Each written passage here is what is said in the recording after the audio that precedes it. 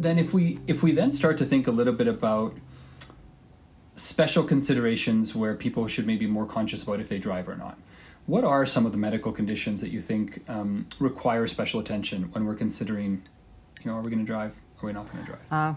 For sure, there's a number of medical conditions that can affect a person's ability to drive, and we can categorize those medical conditions into lower risk and higher risk.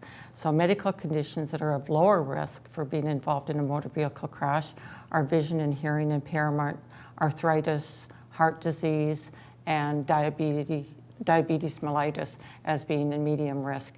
Illnesses that are high risk, and this is really important, so illnesses that are high risk for being involved in a motor vehicle crash include alcoholism, epilepsy, stroke, and dementia.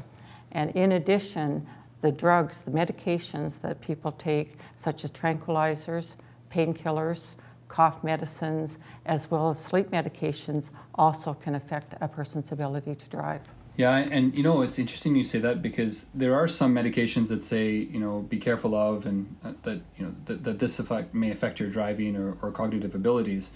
What I have found is that, when we age, the typical effect of a drug or certain things is not necessarily the same as what it may say on the bottle.